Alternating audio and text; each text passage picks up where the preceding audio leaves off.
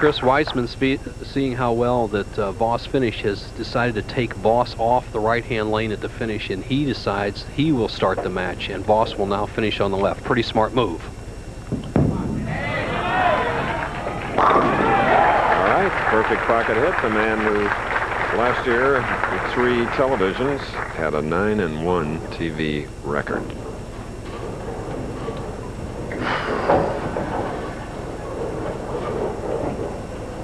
Voss, 2 victories in hand, carefully sets himself on the approach. He's got that little 4.5 step delivery, everything in perfect position.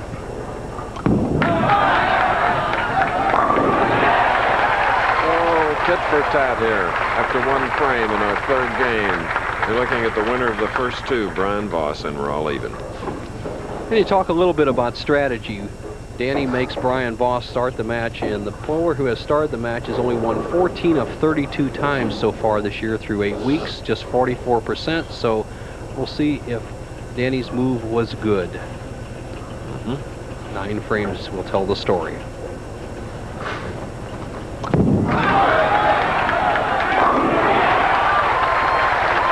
double by Brian-Voss. Now, and Danny Wiseman do the same.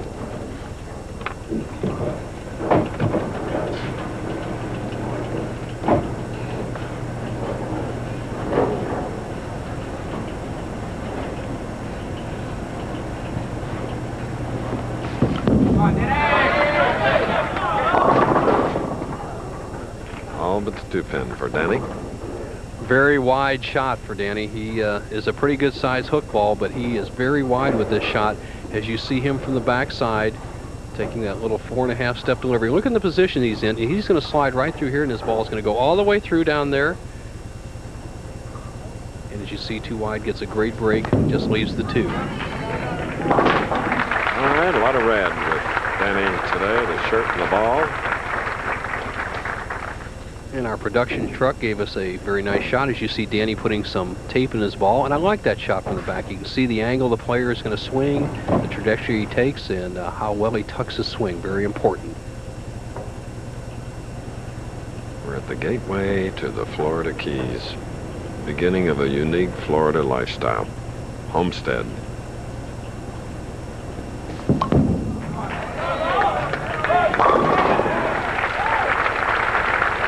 2 out of 3 frames, strikes for Danny.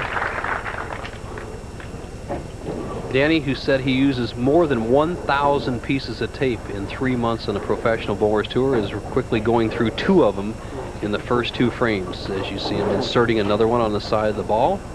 Got to keep that good feel. Very hot in this bowling center, and right now he's under the heat of this man, Brian-Voss.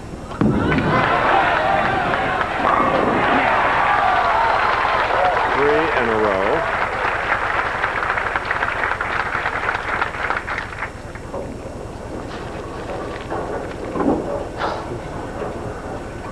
Voss really zeroed in. A young man who attended Mesa College in Colorado, spent 4 years in the service, has bowled all over the world, and you see where he's playing these lanes. Right here, he'll be starting, be sliding around the center, be right around the second arrow. Just really good, solid lines, and watch that follow through.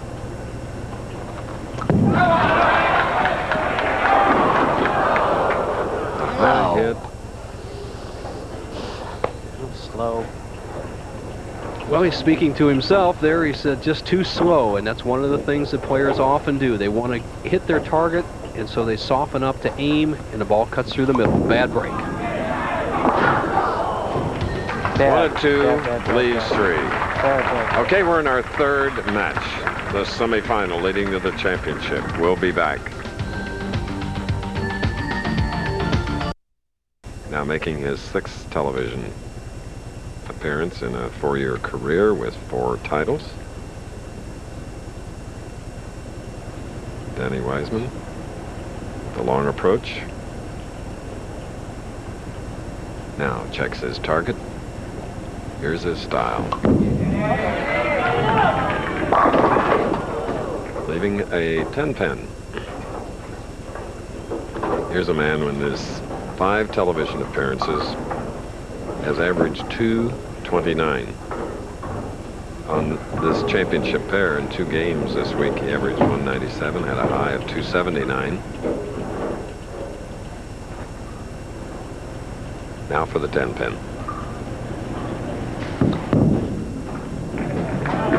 An all-even match as we go to Nelson Burton. Thank you, Chris. Our tournament leader, Harry Sullins. Harry, you're the only true power player in the championship round today. Now, the other players are playing around the second arrow, trying to thread a fine line. Is that what you're going to try to do, or are you going to go with your best stuff? Well, Bo, I'm going to be in that same zone. I'm going to try the opposite principle. Instead of using dull equipment, I'm going to use some shinier stuff and try and go a little more direct. Hopefully my revolutions in turn can get pin action, and that'll be the advantage. He's got a good game plan, Chris. We'll know in about 20 minutes. Back to you. And Danny coming through with a strike. Harry Sullen, who is always out on tour, has the qualities of a biathlete. He just doesn't ever stop working. Now Brian-Voss, all even. Shooting in the 5th frame now. Semifinal match.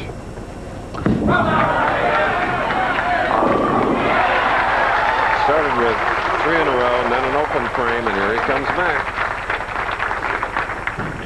Good comeback by Voss, but he made a technical error there in the 4th frame when he had the 4, 6, 7, 10, the hardest common split in all of bowling.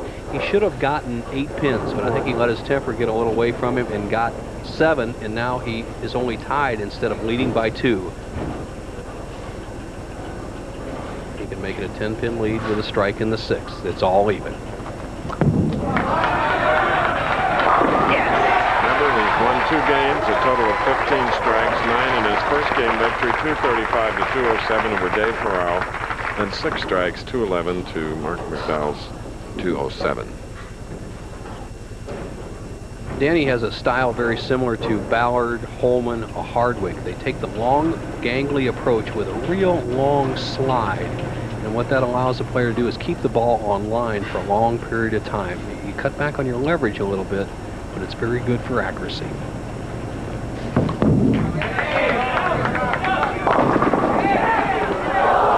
Shooting for that double, leaving a 7-pin. And right now he has lost just enough leverage to have the ball, what we call on the tour, roll out. He's starting the ball to the left side of the lane, going between the 2nd, 3rd arrows out to the edge. And then the ball is kind of quitting, what we say rolling out, losing its spin, and is not quite as effective in the strike zone when that happens. Last year, Danny won 2 of his 3 telecast appearances, Seattle and St. Louis. All right. Danny Wiseman shares his formula for success in the championship round. Well, I attribute it to myself to be able to focus and take it one shot at a time. It's very important to do that. You can't bowl the game. You have to bowl it 1 frame at a time. And I try to do that. It's worked very well for me so far. I think one of his other keys is he keeps his eyes on the target well past when the ball passes over it. Sliding into the line, which in the past had some trouble with. Semi-final match. Voss leading by 10. We'll be back.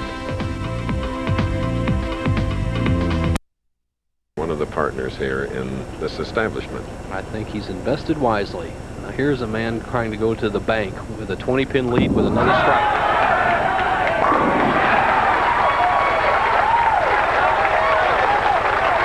Okay. 3 in a row now, upping his lead to 20.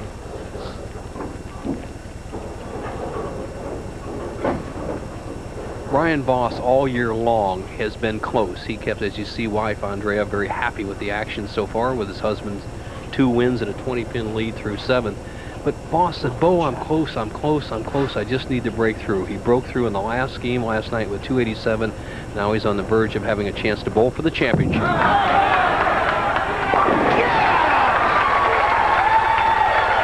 strikes, 2 victories. Strikingly pretty. Andrea, a Ball State University grad. Coming up after our Professional Bowlers Tour telecast, Wide World heads to Oslo. World champions, Olympic gold medals dance competition, the World Challenge of Champions, and the American Championship Racing Series, Santa Anita Handicap Plus to Alaska. A report on the Iditarod Trail Sled Dog Race. That's all next. 3-part wonderful packed show. And now Danny has doubled. Danny just can't seem to get untracked on that right-hand lane. He goes strike, spare, strike, spare, strike, spare, and it looks like another spare here. And he's been light every single time as his wife, Lisa, looks on.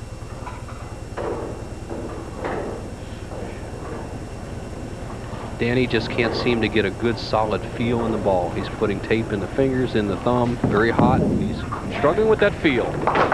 Danny, who won his first 2 titles in 1990, last year with 2, and he earned $87,000.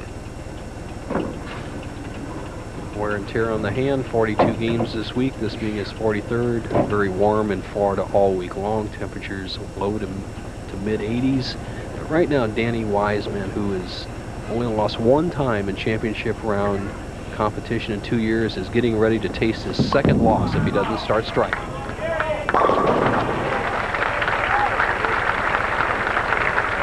Big smile coming from the face of our friend of movie fame and nightclub fame, Johnny Johnson, who was a commentator on a series of bowling telecasts, Bo. We were talking about that earlier with Don Carter. He said it used to get over to 110 degrees on some of those old telecasts. Not quite that warm in here, but Voss can make it very warm for Danny if he strikes right here. 7.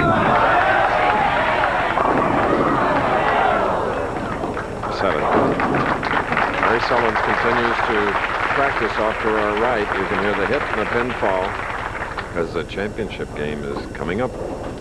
For Voss, needs a spare in the 9th, a mark in the 10th, and he'll shut out Danny Wiseman. Voss going at a 2:29 pace. The best Wiseman can do is 2:20.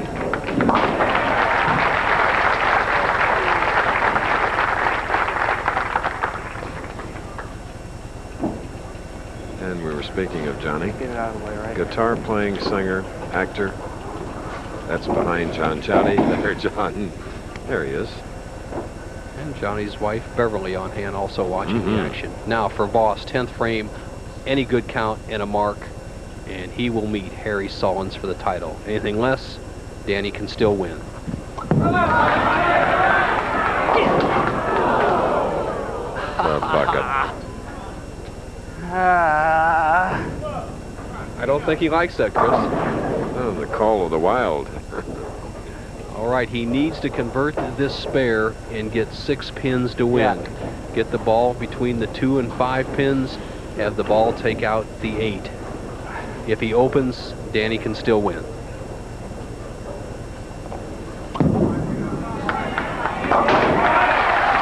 Okay. Part of the Dean of Bowling Writers, bowling writer of the Miami Herald, Bo, goes into the ABC, the American Bowling Congress Hall of Fame, on Thursday in Corpus Christi. He's here, and we congratulate him. Dick Evans. Now, there's a winner for Voss. And Bo, that's the 3rd for Brian-Voss. He'll now meet Harry Sullins' ABC Sports presentation of the Professional Bowlers Tour. We'll return after this message, a word from our ABC station.